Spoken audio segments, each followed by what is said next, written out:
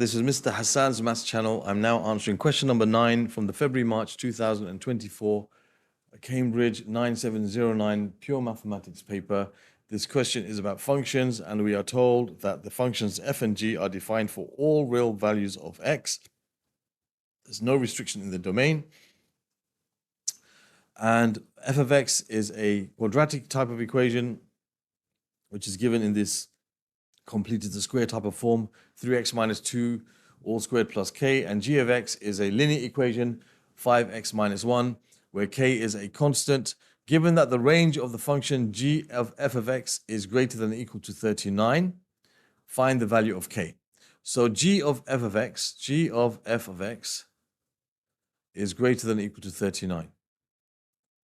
That means when you put inside function g, f of x, the result, the output of that is going to be 39, which means that if we take g of x, 5x minus 1, so what I'm going to do is I'm just going to write 5 times f of x minus 1 is greater than or equal to 39. So now I'm going to solve this inequality for f of x. So I'll add 1 to both sides. So I have 5 times f of x equals 13 is greater than or equal to 39 plus 1, which is 40, which means f of x is greater than or equal to 40 divided by 5, which is 8. Okay, so divide both sides by 5. So we need to find the values of f of x such that f of x will have a range greater than or equal to 8. So that means the range of f of x has to be greater than or equal to 8. And f of x is a quadratic where we're given it in this form, which helps us a lot. Why?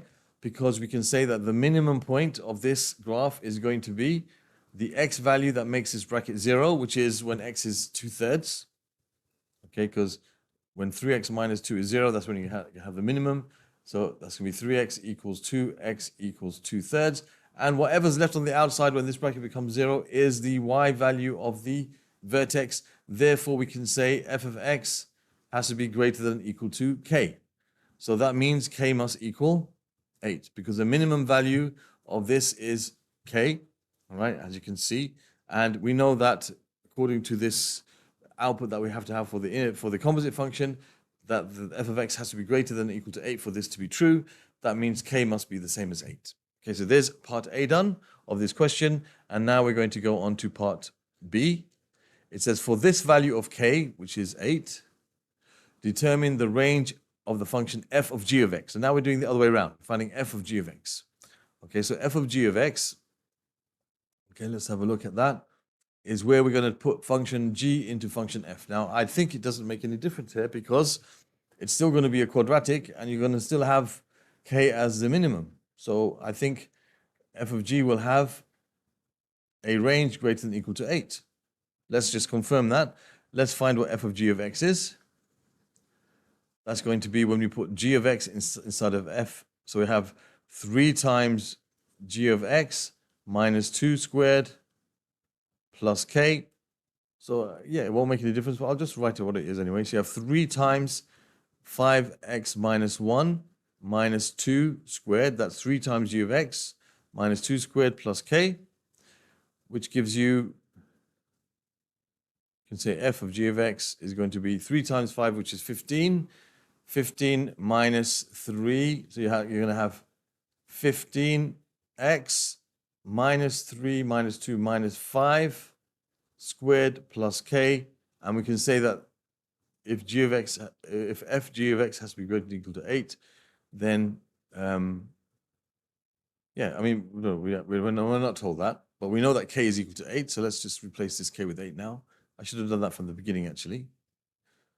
Okay, this is 8, this is 8. Okay, so we can say here that the minimum value here is what makes this bracket 0, which is going to be x equals a third, not a fifth, not a third, sorry, a third, because 15x minus 5 has to be 0. So 15x has to be equal to 5, x has to be equal to 5 over 15, which is a third. So we can say the vertex of this is a third and plus 8, the number outside. So therefore, we can say that the range of f g of x is greater than or equal to 8.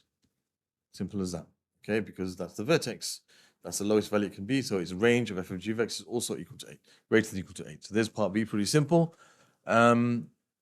Yeah, so that's that done. Now for part C, down here, it says the function h is defined for all real values of x and is such that g of h of x equals 35x plus 19. Find an expression for the inverse of g and hence, or otherwise, find the expression or an expression for h of x. So now, first of all, the easy part, well, it's all easy to be honest, but we're going to take function g and find its inverse. Okay, so we're going to take function g of x and find its inverse. Now we know that let's call y g of x first. So then we can say y is equal to 5x minus 1.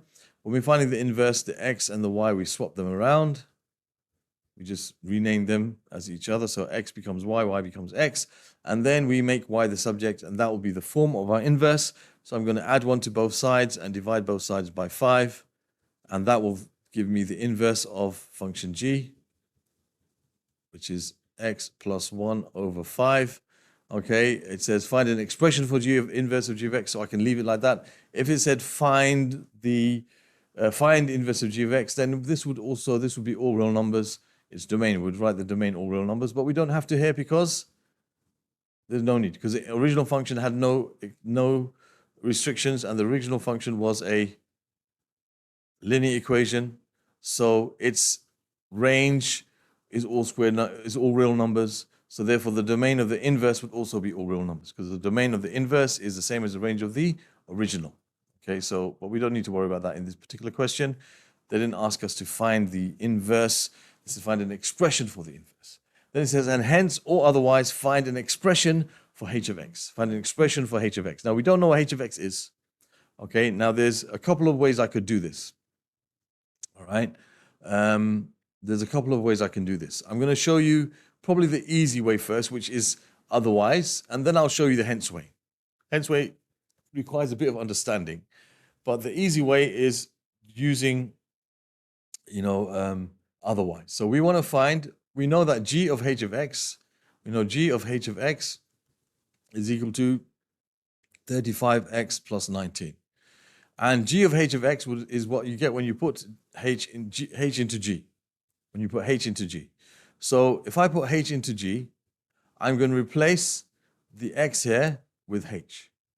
Okay, I'm going to replace with h of x. So I have, if I put h into g, I'm going to have, we know that g of x, I'll just write it here so we can be clear, 5x minus 1. That means the x is going to be replaced by h of x. So I have 5 times g of, so 5 times h of x,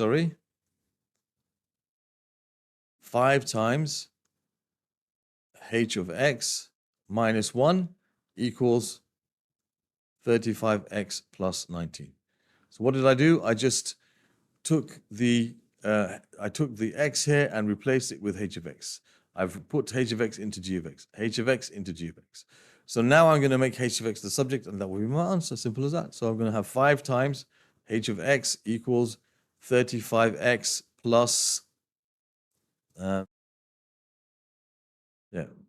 plus 20, right? And then I'll have h of x equals, divide both sides by 5. So I have 35 divided by 5 is 7x plus 4. That's h of x, and there's the answer. And we can check that we're right. If we put this into function g, I should end up with 35x plus 19. If I put 7x plus 4 into here, I have 35x plus 20 minus 1, 35x plus 19. So there's the answer. The alternative way of doing this using hence is that we know that g of h of x equals 35x plus 19. And we want to be left with h of x. So this is like a concept that's quite important concept, especially when it comes later on, I guess in P3 later on. But it's something that is going to help us understand a few things. So if I want to eliminate the g and be left with h of x on its own, what I can do is I can take the inverse g of both sides of the equation. So I'm going to find the inverse g of h of x, and I must also take the inverse g of the other side as well. This is the, this is what we do. It's like when we have, for example, you want to find what you know that the sine of an angle is equal to a half, and you want to find what the angle is. So what you do is you take the inverse sine of this side. That's what we're actually doing. Okay. And you take the inverse sine of this side. And the sine and the inverse sine cancel each other out, leaving you with x. X equals inverse sine of a half, which would be 30 degrees for the principal angle, and so on. It's a similar kind of idea. And if you know that the inverse sine of a half, for example, equals, or the inverse sine of x equals, say, 30 degrees, we want to find what x is. So, like, for example, when you have, inverse sine of a half, you want to find what it is. So what we do is we take the sine of both sides. When you take the sine of both sides, inverse sine of x equals 30, for example, right? So we take the inverse sine of both sides. So when you take the inverse sine of both sides, what happens is, okay, they cancel out. Okay, something like that. Okay, so that's basically what happens. So when you have something like this, as I mentioned, okay, you want to get rid of the g, you want to be left with h, take the inverse g of both sides.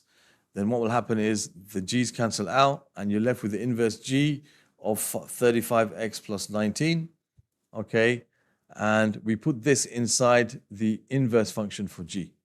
And the inverse function for g is this. So we're going to have 35x plus 19 plus 1. So we replace the x here with 35x plus 19 over 5.